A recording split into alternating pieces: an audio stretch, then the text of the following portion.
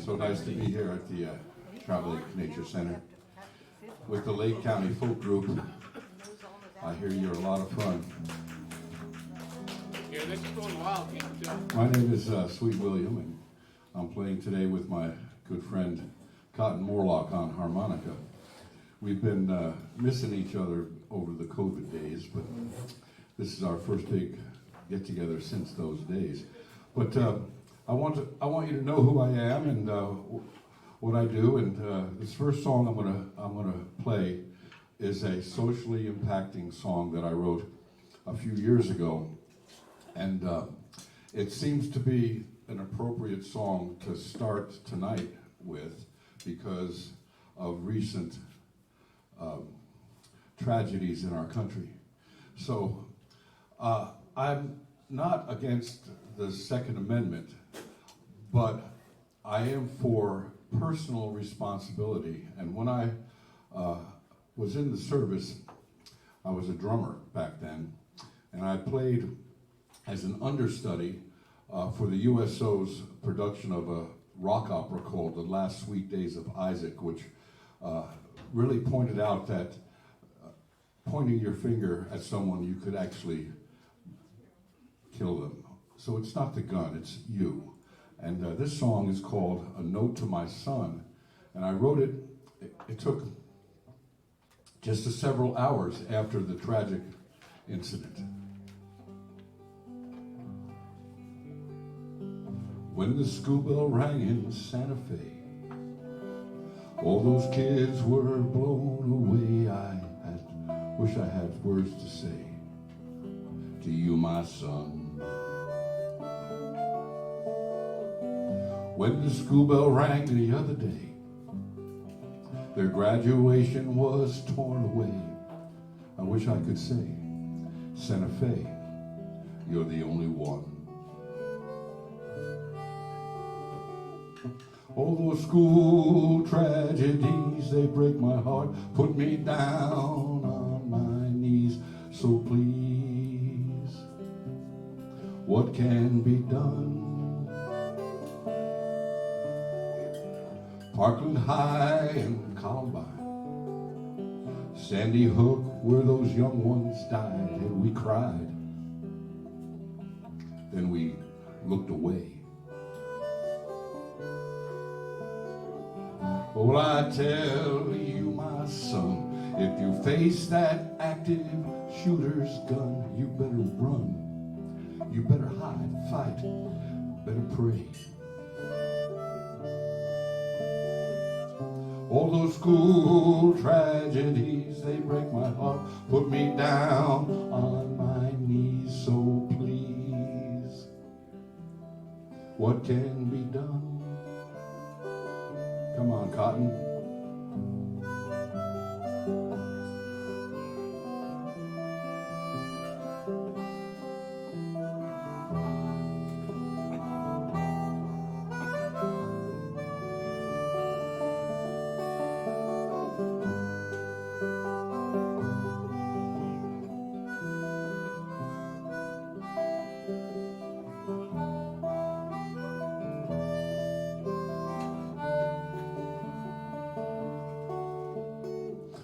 All those school tragedies, they break my heart, put me down on my knees. So please, what can be done?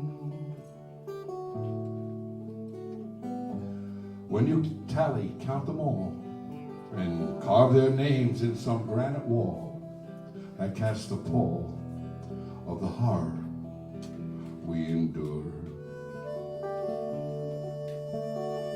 And gather often every year and honor the names that you carved here, for I fear they'll be lost forevermore. All those school tragedies, they break my heart, put me down on my knees. So please, what can be done? All those school tragedies, they break my heart, bring me down on my knees. So please,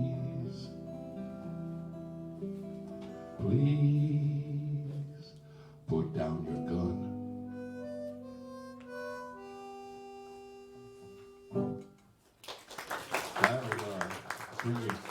Thank you very much. Sweet William, very sweet. So we fight to save our nature. This nature conservatory here, the center is into that very big time, and I've written some songs about our environment. This is called Pirates of the Rain, and it's I wrote it about the Santa Fe River's battle with Nestle. And I'm so glad that we have paper cups here and not plastic bottle bottles. Will you stand to love this river? Will you fight to save this river's life? Will you talk and then deliver? Do the work that makes the fight. Stand your watch at the State House before they pass some law that drains our river's essence, callous to what's in store. From the spring that feeds Lake Santa Fe to the spring south of her river rise, 900,000 acres, that watershed is so alive.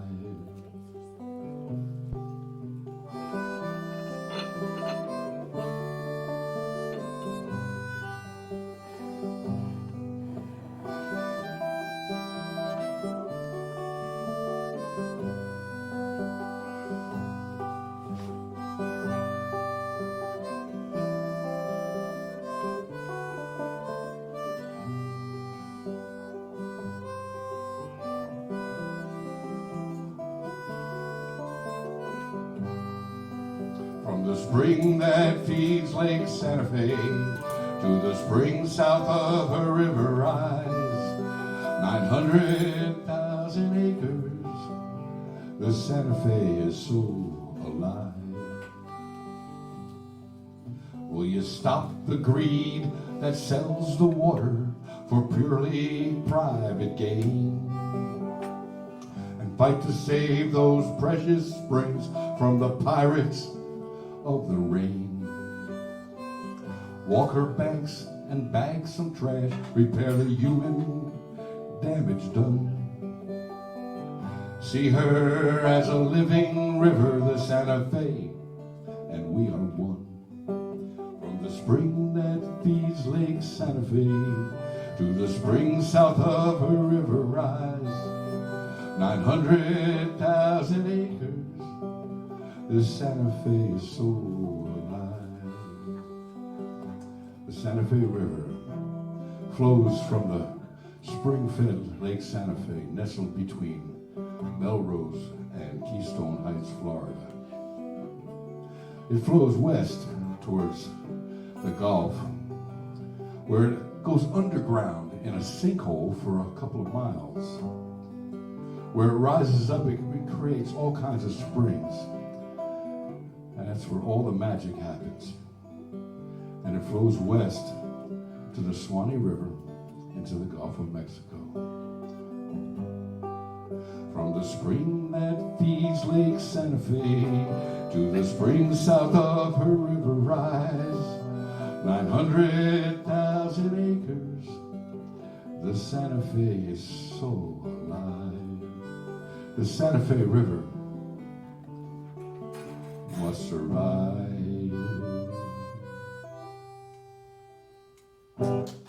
Santa Fe River. Our Santa Fe River.org if you want to check up on them. They have a great songwriting contest every year. That song, Pirates of the Rain, won third place in 2019. So that was a very fun thing to do. And it's a supporting of those ecologists up there in the Santa Fe River area. I've got one later I'm going to do about the Suwannee that I wrote. 19 sounds like forever ago. Yeah, it sounds like forever ago. This song here I wrote, and when I write about my life and my family and my friends, sometimes I don't actually say who it's about. But I have a very good friend whose son just disrespected her all the time. I mean, Christmas would come, no call. Mother's Day, birthday, no call. Oh, I need $50, Mom, would be the call.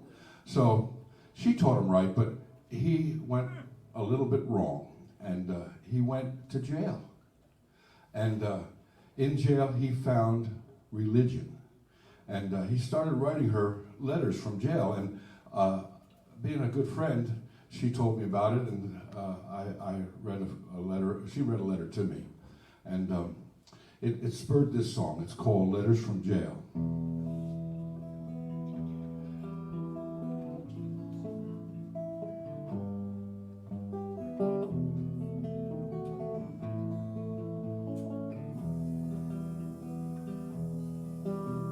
She read her son's letters with all his jailhouse news, and his headline said that Jesus sings the blues.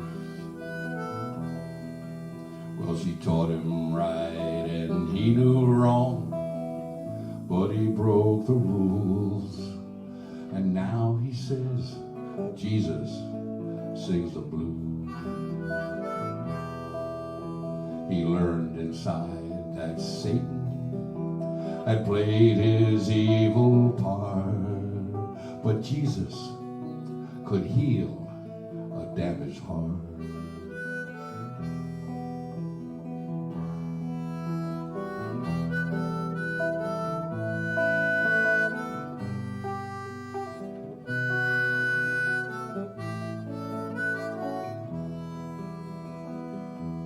Do that again.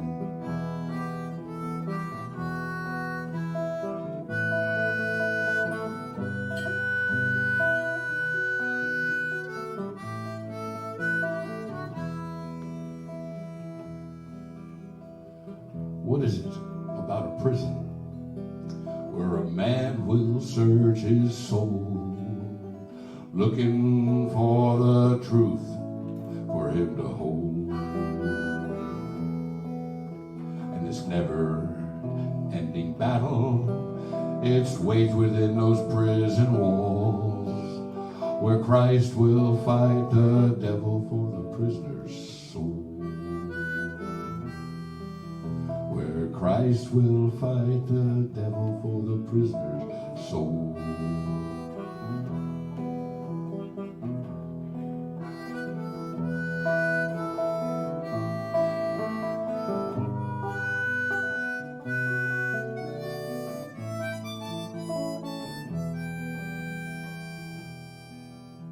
She read her son's letters with all his jailhouse news, and his headline said that Jesus sings the blues.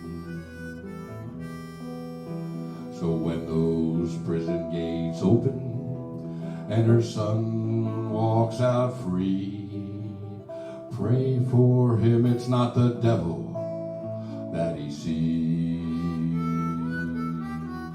I said, pray for him, it's not the devil that he sees.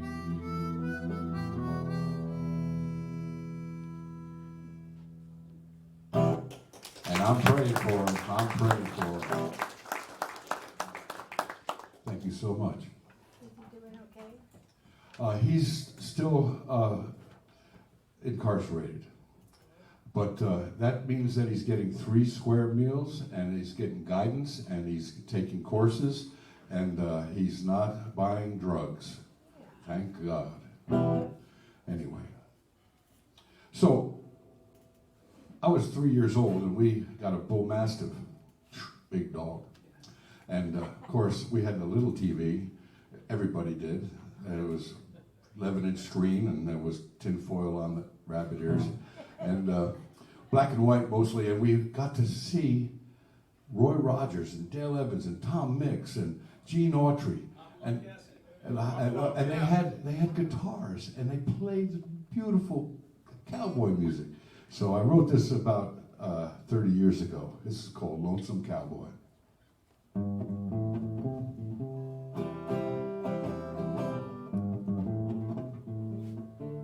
Whoops.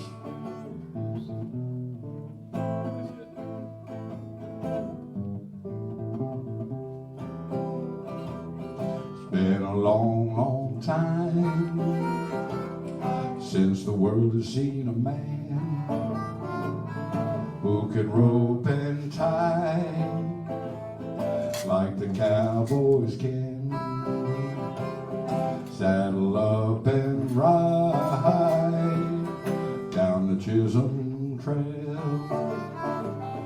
picking out a tune now, sing a cowboy's tale. Oh, you lonesome dove, oh, you lonesome man, you are a vanishing hero, America's cowboy friend. Do do do do do do do. You can do if you like. Do do do do do do do. Ride the pale red sunset across the dry and dusty land. His woman on his mind now, but whiskey's in his hand. He's gazing at the starlight in the shadows of the moon. Listen to that wolf cry and the great owl croon. Oh, you lonesome dove, oh, you lonesome man, you are a vanishing hero, America's cowboy friend. Everybody help me out now. Do do do do do do do do do do do do. One more time with feeling. Do do do do do do do do do do.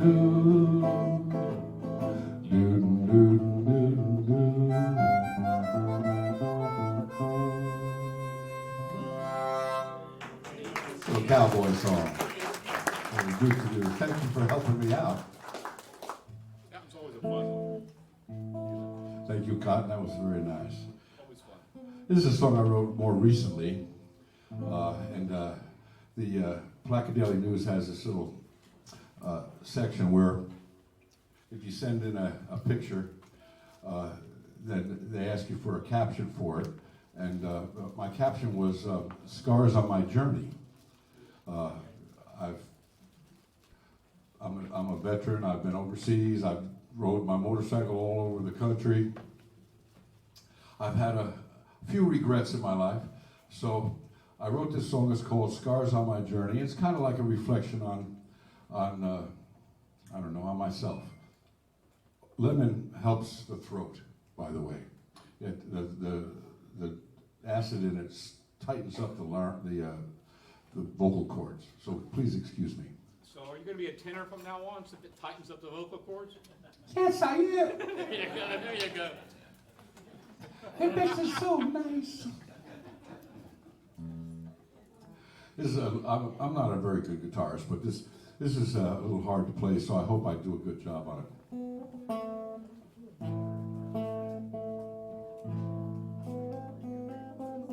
Thank you.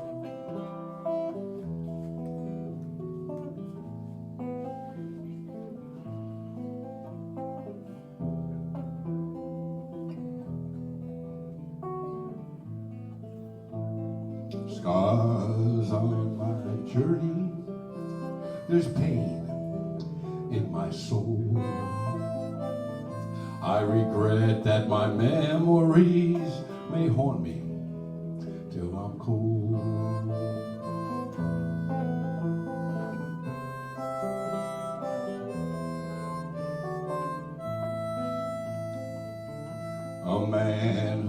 regrets his life must bear the weight of his own cross. But the penance that he serves won't bring back what he's lost. Scars on my journey, there's pain in my soul. I regret that my memories may haunt me till I'm cold.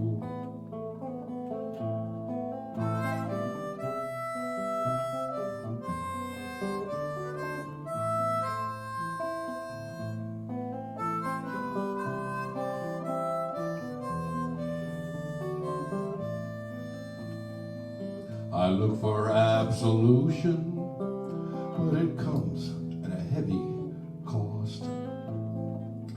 My confession won't be enough to bring back what I've lost.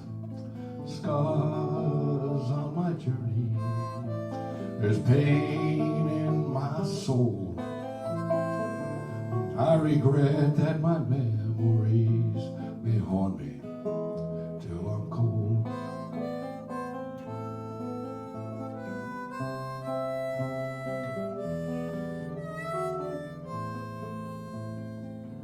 Reconciliation is no guarantee that I'll find peace, but deny my journey and my self-respect would cease. And I can't condone some things I've done, nor will I forget.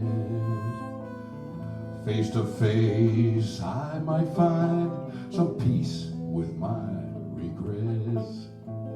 Scars on my journey, pain in my soul. I regret that my memories may haunt me till I'm cold. Scars on my journey, there's pain in my soul.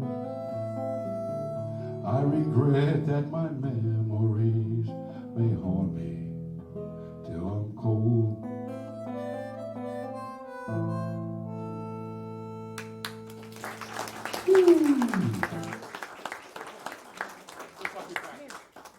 Just like we practiced. Just like we never played before together. That was a sweet song. Billy. Yes, That was a sweet song, Billy. Navy veteran. Navy veteran, World War II. Well, I'm going to go off the script here for a minute, and I'm going to play a song for the veterans. I'm a veteran. I wrote this in about 30 years ago. It's called Coming Home. And our generation, the baby boomers, the Vietnam generation, we had a choice to make to go to a war on the other side of the world that we didn't know anything about. We were promised that it was to stop the domino effect of communism coming to California. And a lot of us were drafted, a lot of us were enlisted. I enlisted before I got drafted. Some of us avoided the draft, some of us went to Canada. Some of us protested to go to the war, and some of us protested against the war, and some of us protested for women's rights, civil rights, human rights. What a generation that we were coming through the 60s. So I wrote this about all of us because we all had a stake in it. It's called Coming Home. I remember coming home from college in '69. I'd seen the birth of my inspiration screamed across barricaded lines. As we watched on live TV that Nam War, it turned to tears. And the hanging ropes of those young brave boys were hung around our fears. Some fought to go to Vietnam, some fought to bring it home. Some fought for human dignity, some fought to be left alone. I remember coming home. Whoops, that's not the right words. We'll come back around to it. We all had a choice, and so few turned away. Our generation was torn in half. Each one of us, we felt betrayed. Our sisters and our brothers, they shouted to be heard. While everyone was shouting now, no one heard a word. We fought to go to Vietnam. We fought to bring it home. We fought for human dignity. We fought to be left alone.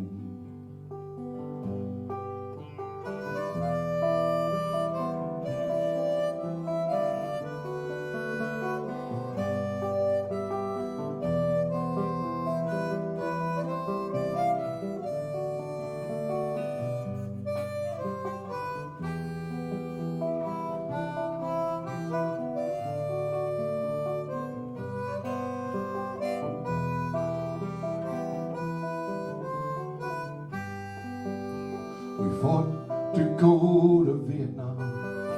We fought to bring it home. We fought for human dignity. We fought to be left alone.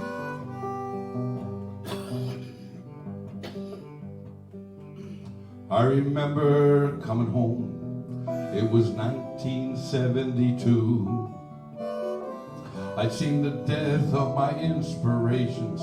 We left behind a few.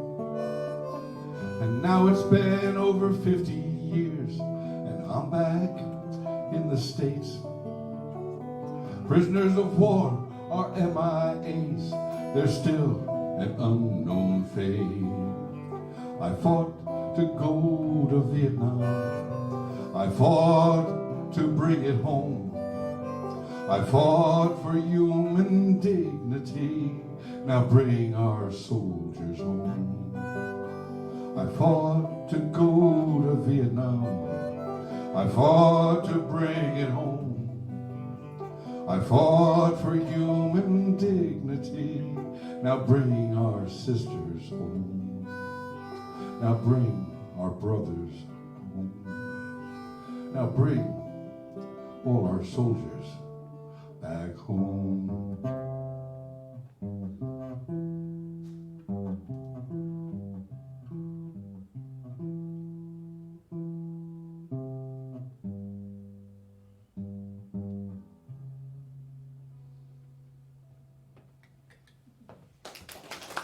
Coming home. Thank you very much.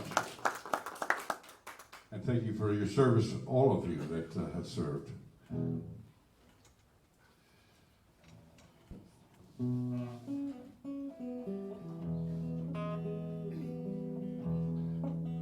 I brought my wife with me tonight. She's a good cook. Raise your hand, my wife. Her name is Gay, G-A-Y. She's a happy person.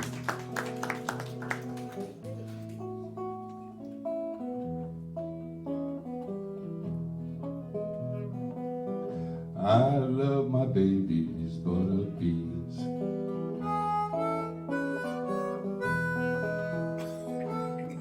I love my baby's butter beans. She's cooking them this morning, they're as fresh can be. I love my baby's butter beans. Come on, Cotton.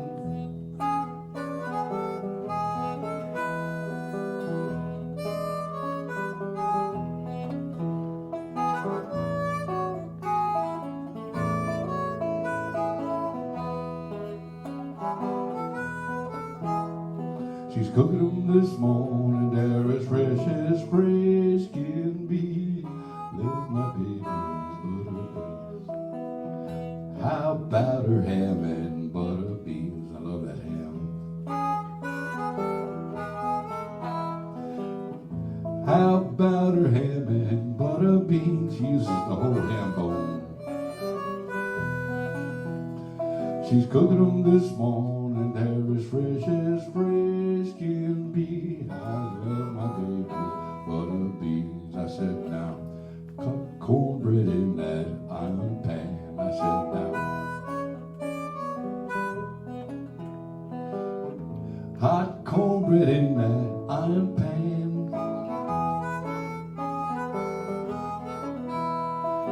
Jalapeno cornbread, butter beans, and ham.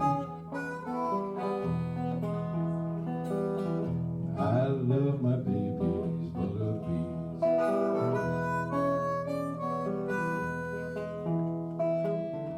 I love my baby's butter beans. On a cold winter's night, they keep you warm as warm can be. I love my baby butter beans.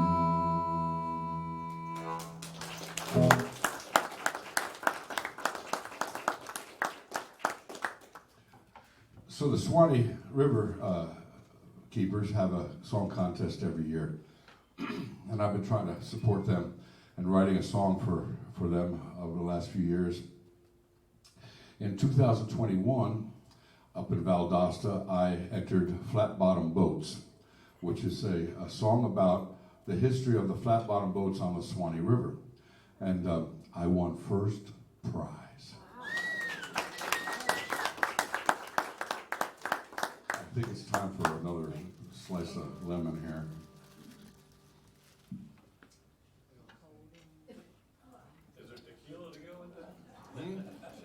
That would probably help you. A little tequila would be good.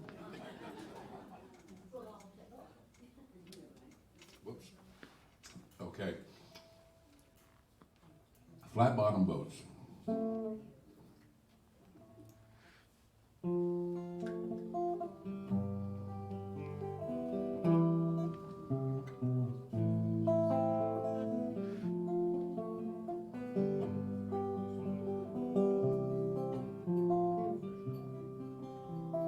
Woke up on the Swanee, where the water flowed like black silk, and cradled by the river, he worked his flat-bottom boat. Well, tow that barge and lift that bale, pole in the shoal. Captain Tucker's Madison loaded down like a country store. He traded pigs, eggs and chickens, bacon, tallow, hides and gum. And what he lacked on this trip, he'd have on his next run. He woke up on the Swanee, where the water flowed like black silk, and cradled by the river, he worked his flat-bottom boat. Well, the Madison worked that Swanee River till Tucker was called to fight. Those southern boys said they needed him, said their cause was just and right. But before he left for Virginia, the Madison sunk a Union gunboat. They scuttled her up in White Springs, and the Madison sailed no more. He woke up on the Swanee, where the water flowed like black silk, and cradled by the river, he worked his flat-bottom boat. Well, flat-bottom double-deckers, after the Civil War, they came to work that Swanee River, Old Town, Cedar Key, the Springs Gulf Shore. People came from all around to heal in her black silk water, soaking up white sulfur springs and hoping for the cure. They woke up on the Swanee, where the water flowed like black silk, And cradled by that river, they worked their flat-bottom boats. Oh, ride that Swanee River. Aft be those double stacks, the Louisa, the Paul Yulee, of course. There was the Swanee River Belle, the last flat-bottom tied up way back in 1923. The first Madison, the last, the city of Hawkinsville. They woke up on the Swanee, where the water flowed like black silk. And cradled by the river, he worked his flat-bottom boat. And cradled by the river, he worked his flat-bottom boat. Little flat-bottom boat there.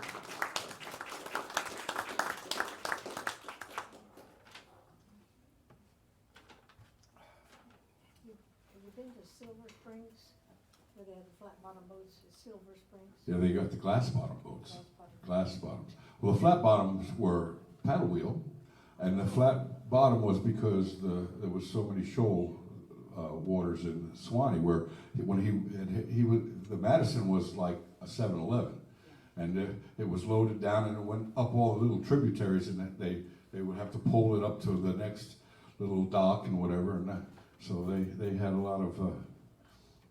But the Silver Spring boats, I've been on those, and with the monkeys just chattering. I've been on those 60 years ago. I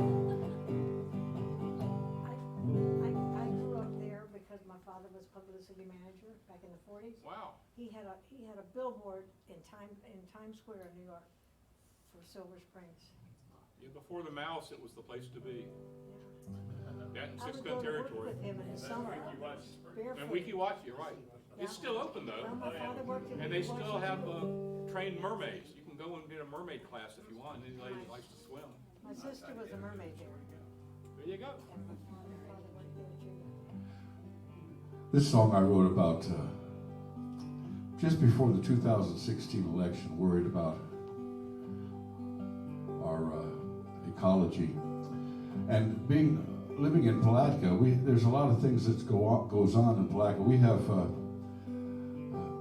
have a new river center that was built because the EPA fined Georgia Pacific for dumping sludge in the St. Johns River. It's a beautiful river center, and it's got great displays like we have here, and it's got interactives. But it was built for the wrong reason. It was built because GP is a polluter. But there's other things too. I mean, our Everglades are suffering from all kinds of poisonings from the phosphates from the fertilizers that we use to grow all our sugar cane, well, anyway, here we go. Why don't you sing about it, Bill? This is called Our Generation. Read the morning paper, the story made page 3. Next to the graph of our murder rate, the picture of an old cypress tree, whose captions read that it's quite a shame that we're about to lose fauna and some flora to the poisons that we use. Well, don't tell me that you agree when you stand there frozen still. And don't tell me you have no choice. We all have free will. Right here in our own backyard, we raise the sugar cane. The Everglades are poisoned. That's something to explain. Coal-fired plants and paper mills, they rise cinder to the sky. And it's washed back down in the acid rain, and we're left to wonder why. Well, don't tell me that you agree when you stand there frozen still. And don't choice. We all have free will. And how could we trade our river's health to deepen the Jacksport dredge and celebrate in that new river center built because GP dumped some sludge? Pump high pressured water into the ground so we can frack. The coastal islands, they're shrinking as we melt the glacial pact. Well, don't tell me that you agree when you stand there frozen still. And don't tell me you have no choice. We all have free will. It's a real life shocker that the movement has lost its way. Can anyone here remember when we celebrate Earth Day? I thought our generation had more guts than that. I thought our generation wouldn't take this pollution crap.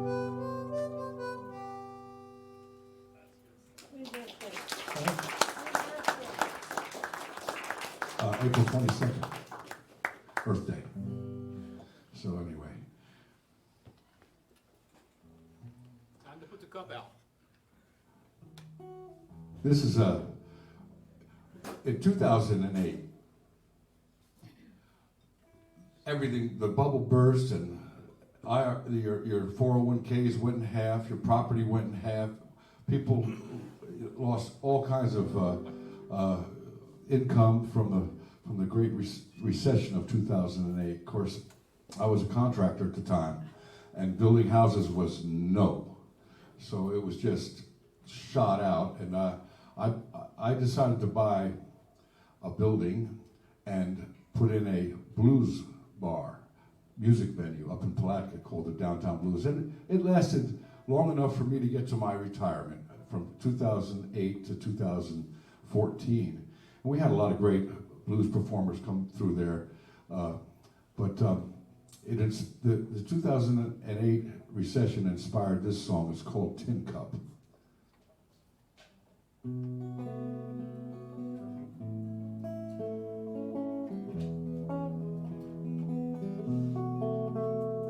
Well, look at me now. I was all that. Button-down collar, a vest, and a beaver felt hat. My clothes, they're all tatted now. My pants, they're tore. I ain't got no money, I ain't rich no more. So I'll put out my tin cup and play my guitar. Put a nickel or dime in this old tip jar. Well, look at me now. I had the American dream. Housing, cars, and plenty of green. Their peel glass steagall, the greedy bastards robbed me blind.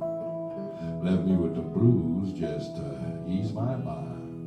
So I put out my tin cup and play my guitar. Put a nickel or dime in my tip jar.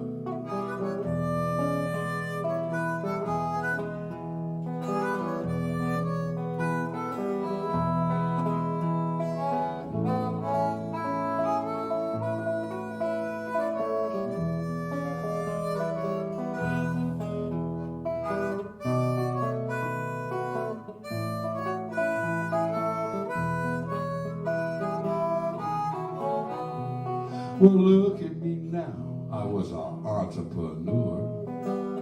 40 employees who I truly adored. Well, it was all crushed by the crash of '08. Some playing the blues couldn't anticipate. So I put out my tin cup and play my guitar. Put a nickel or dime in this old tip jar.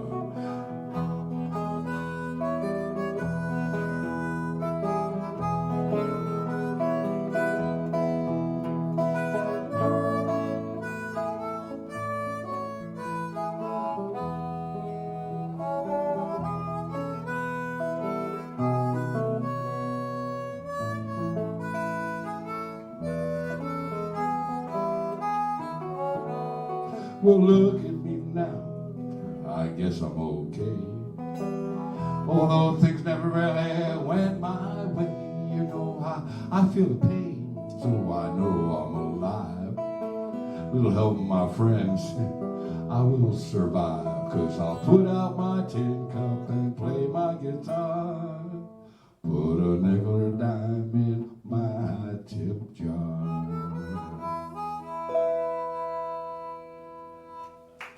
A little bit of acoustic blues there for our blues friend Steve over here.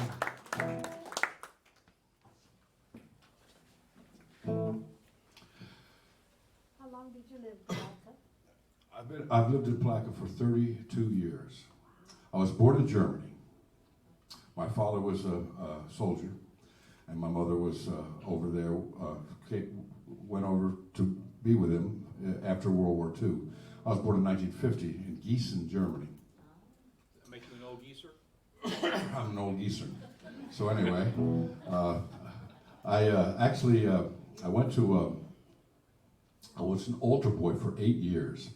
And the tragedy of being an altar boy, my mother was an English Protestant, an Episcopalian.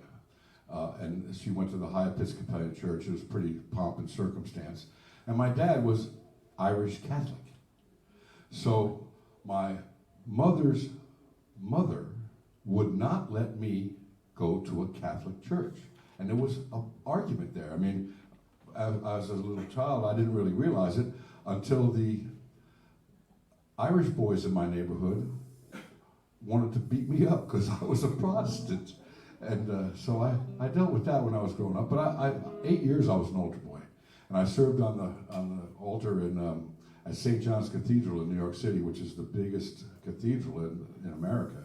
And I served on a Sunday Mass. I swung the thurible where the incense comes out of it, and that was a pretty highlight of that career. But you know, I really wanted to become maybe go into the seminary, go to seminary college, and find out more about God and philosophy and theology. But my dad was in the military, and he was 33 years in the military, and a decorated war veteran from World War II, 3 Purple Hearts, 3 Bronze Stars, 2 Silver Stars, North Africa against Rommel, the Second Battle of Kasserine Pass, invasion of Sicily, invasion of Italy at Anzio, and then Omaha Beach First Wave. So he was like a tomorrow's Father's Day, and I just loved him so much. And he wanted me to be a military guy. So I went to military high school instead of a religious, instead of St. Peter's. I wanted to go to St. Peter's, but he wanted me to go to the military high school. So I went to the military high school, and that was fine. It was the best education you could get. My biggest class had 13 people in it. It was an incredible education, but he wanted me to go to West Point. And I really didn't want to go to West Point, and I just didn't know how to tell him. I got a presidential nomination from my senator to go to West Point, Bobby Kennedy. And I don't know exactly what happened in my mind, but I graduated June 5th, 1968, the day Bobby Kennedy was shot. And I ended up not going to West Point, and I ended up going to an engineering school. I dropped out after 3 semesters, and then I joined the military because I was going to be drafted. So it was quite a journey coming up through all that. So after I got back from overseas, I went cross country with my good friend Joe. Raise your hand. We got a motorcycle and we bought a sailboat. We went all across the country in our 20s in the 1970s. So we saw America. We saw everything that was going on. It was great fun. And we had this little house that we rented right on the edge of Balboa Park in San Diego. And in the afternoon, an older guy would come and he would sit on a park bench and he would feed the squirrels and the pigeons. And I went over and talked to him several times, and he told me something 50 years ago, and I wrote this as a poem 50 years ago and finished it last year as a song. And he told me that he was happy because he had great memories. This is called Easy Come.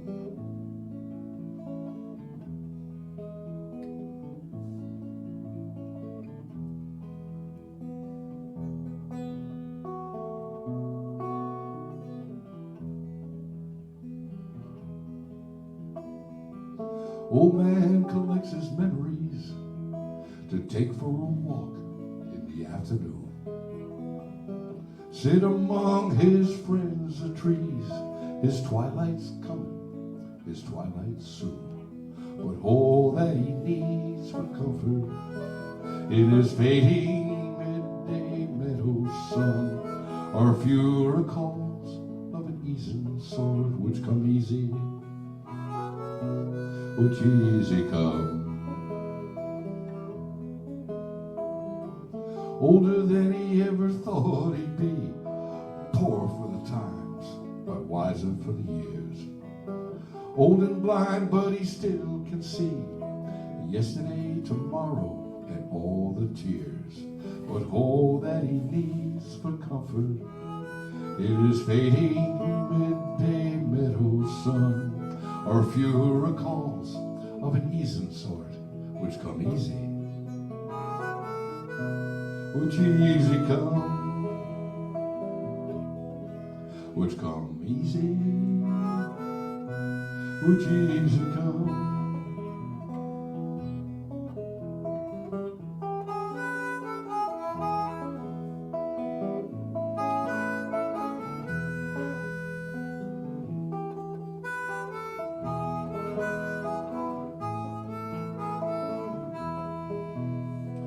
All that he needs for comfort in his fading midday meadow sun are few recalls of an easing sort which come easy, which easy come. But that was nearly 50 years ago when I wondered about that old man. Now I'm sitting on that old park bench. Turns out that's just who I am. And all that I need for comfort in my fading midday meadow sun are few recalls of an easing sort which come easy, which easy come, which come easy, which easy come. Old man collects his memories to take for a walk in the afternoon.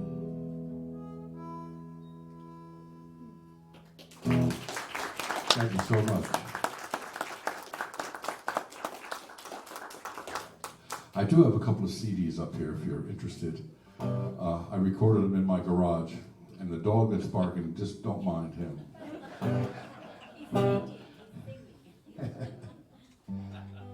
Is he in key? Is he in the right key? Yeah, he barks in the key of A. Arf. There you go. Hey, hey.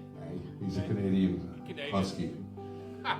So anyway, this you know when you play music a lot, and I did play bass in a blues band for quite a few years, and a doo-wop. I played bass in a doo-wop band for a while, doing all that old doo-wop stuff. But I didn't do much singing because before I was an altar boy, the choir master told me that I was an altar boy. It sent me out of the room. But anyway, I started singing late in life. But this song I wrote about a good friend of mine that used to hang out at the bars, and he drank a lot. And I have a lot of friends that I've known over the years because I've played in bars, and I own the Downtown Blues bar that did a lot of drinking and weren't paying attention to their health. This is called Barroom Fool.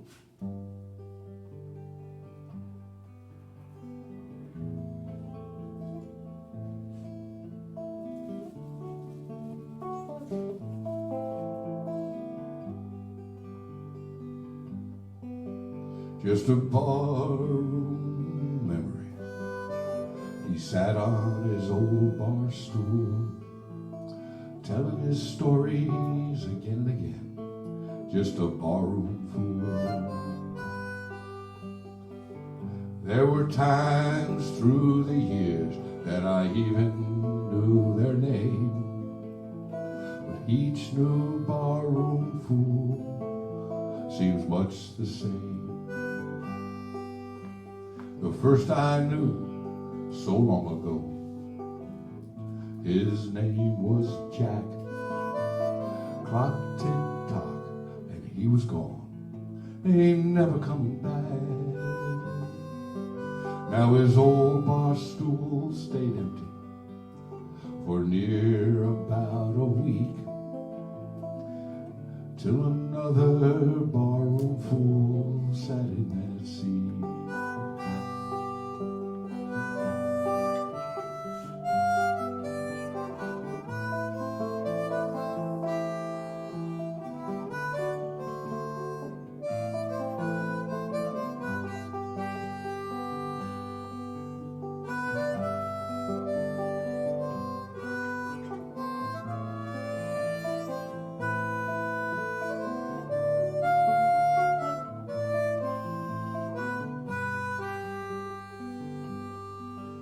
At the bar last night, I looked around at all the friends I knew, and I realized then that in the end, they'd be memories too. So when I've passed and I'm gone, no longer on my old bar stool, friends will stop to say goodbye to this old barroom fool. Just a barroom memory. I sat on my old bar stool, telling my stories again and again. Just a barroom fool.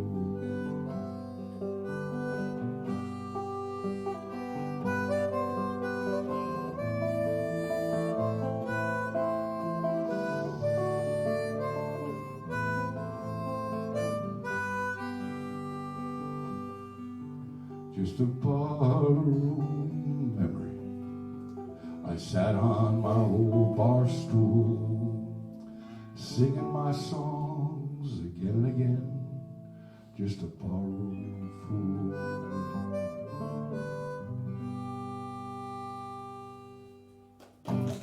Barroom fool. It's a lot happier song than it really seems, but anyway. So the Timucua Indians, anybody know about the Timucua? Timucua lived in this north central Florida area 600 years ago.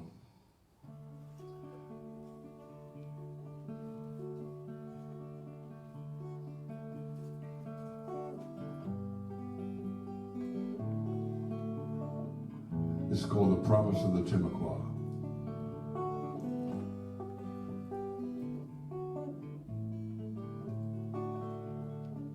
The Timucua loved the river rise long before those Europeans came to build their mission outposts called Toluca de Santa Fe.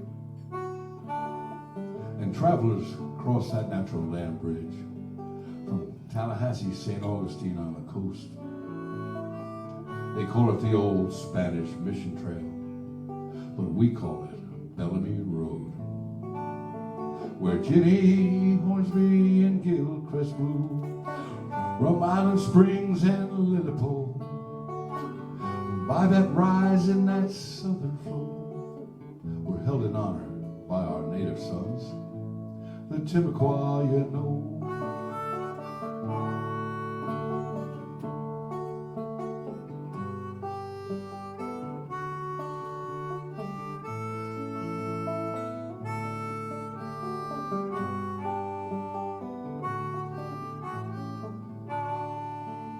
Well, when those Washington federal lawyers, their aim became crystal clear. They believed they could own land and the Santa Fe was theirs to steal.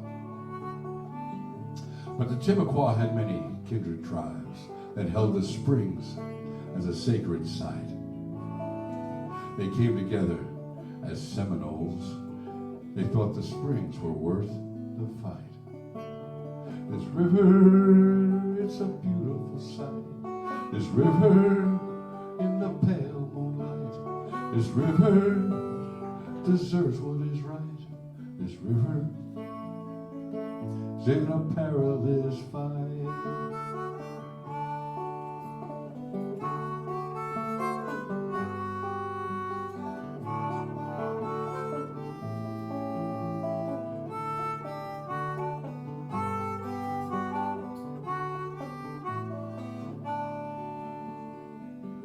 Colonel Jackson's troopers, in strength they did come, outnumbered Osceola's men, 25-1. So I say, they won their war. Some say it was lost. The Santa Fe has an owner now, first time in history, but what's the cost? Ginny, Hornsby, and Gilchrist Blue, Rum Island Springs and Liverpool, by that rise in that southern flow, we're held in honor by the Timucua. It's our turn, you know. This river, it's a beautiful sight. This river in the pale moonlight. This river deserves what is right. This river is in a perilous fight.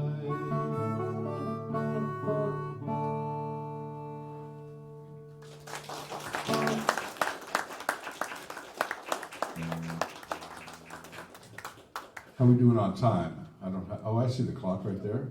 10 more minutes. Take all the time I want. I like that. That's very nice. Thank you so much for that. So sitting around the house, and you had to wash your bananas when you came back from the grocery store and your Kellogg's cornflakes, because we were in a lockdown for COVID and they didn't know whether it was transmitted on your mail, your newspaper, whatever else. You just were all panicking and everything. And I just was sitting home and I just felt like writing a song about the frustration.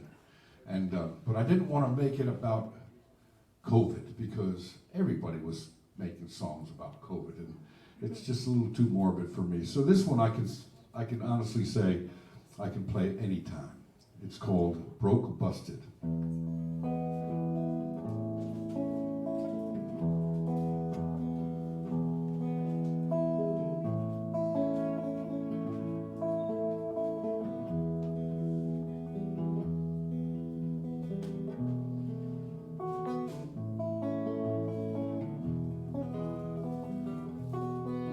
Well, I'm broke, I'm busted, down by the railroad track.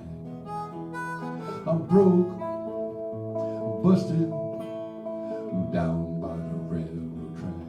I'm living in a boxcar with my whole life in this old canvas sack.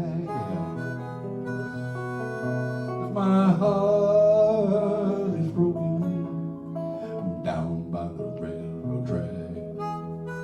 My heart is broken, down by the railroad track. Guess I'll head north and I ain't never coming back. Yeah, I ain't coming back. 'Cause I am broke, I'm busted, down by the railroad track. I'm broke and I'm busted, down by the railroad track. Guess I'll head north and I ain't never coming back, yeah.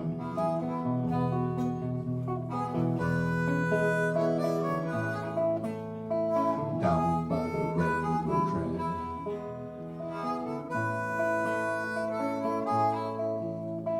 Down by the railroad track.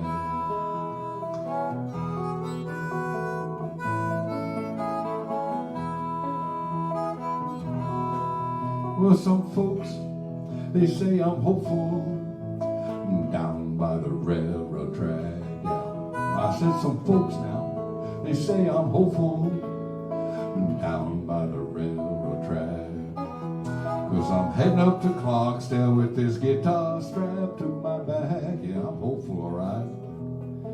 'Cause I am broke, I'm busted, I'm down by the railroad track. Yeah, I said I'm broke, I'm busted, I'm down by the railroad track. Guess I'll head north and I ain't never coming back. No, I ain't coming back.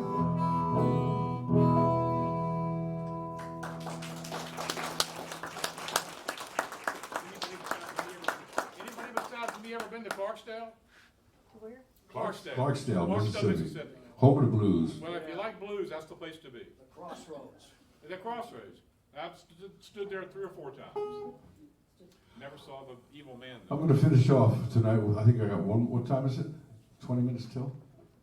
8:33. Okay, I'm on overtime, but I'll be happy to play as many as you want me to play. But I'm gonna play this. I think it's my last song, unless you just make me. But anyway, this is called Dying Man Blues, and I'm a cancer survivor. 5 years ago, I had diagnosed liver cancer, and they went in and they removed the tumor in surgery. I wrote this because, you know, when you face something like that as you get older, I was 68 when I was diagnosed, 67, something like that. You look at your life and you say, wow, I'm at the end. You know, this is you know, hey. So I put it in words called Dying Man Blues.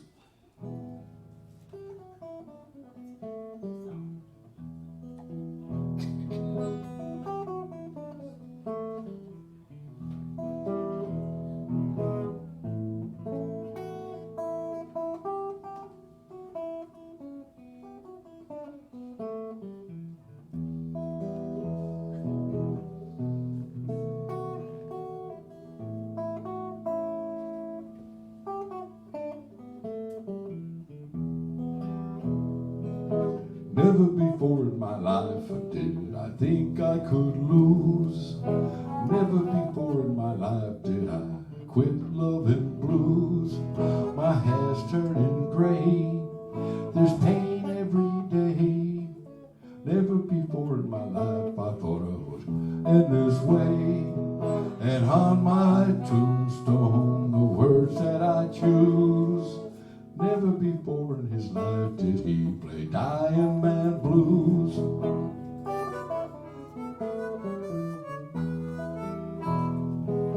Never before in my life I couldn't take it no more. Never before in my life would I just walk out the door. No, I'd stand my ground, no matter the pain. Never before in my life would I back down again. And on my tombstone the words that I pick. Never before in his life did he take a big hit.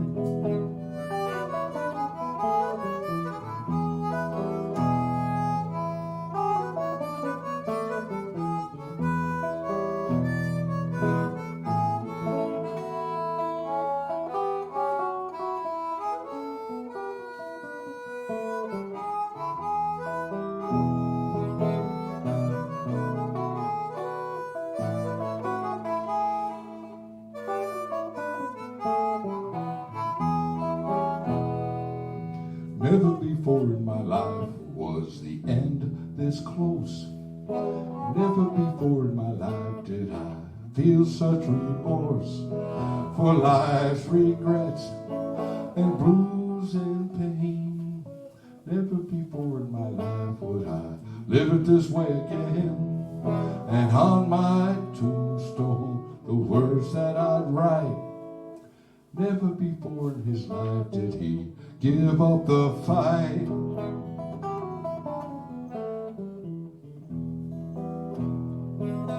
Never before in my life did I think I could lose. Never before in my life did I quit loving blues. My hair's turning gray. There's pain every day. Never before in my life I thought it would end this way. And on my tombstone, the words that I choose. Never before in his life did he play Dying Man Blues. Thank you, everybody. Thank you, Cotton Morlock. Thank you very much. Thank you for filming this whole thing. Hank, thank you for having me down, and thank you all you wonderful, wonderful people. Thank you very much.